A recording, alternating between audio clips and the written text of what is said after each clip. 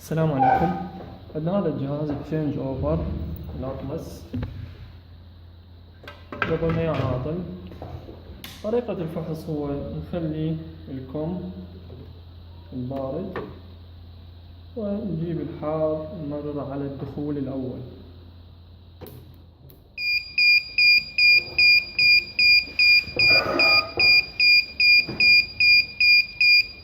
هنا أنا ما حول أي ريلي، ما صار طق أي ريلي، ما حول.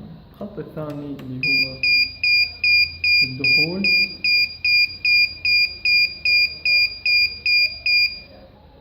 أي ريلي محول. إذا هاي ريلي العرضات هنا، هذا حول ريلي، وهذا الخروج خرج حار. هذا الريلي شغال. نختار الريلي الرابع.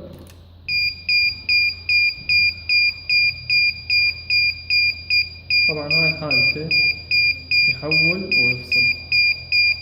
راح نبدل الريليات ونشوف شنو السبب ونرجع لكم.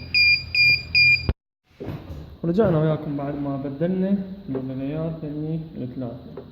وأيضا طلع عندنا دايودات هنا وقطع دايودات نفس ذني، هنا محترقة شورت، وهنا عندنا كان قطع. وهسه راح نفحصه بالجهاز. هذا الكم، اثنينات الكم. هذا الخط الأول كان عاطل، هذا مثل الخط اللي تشوفون دا يخرج. أيضا الخط الثاني كان عاطل،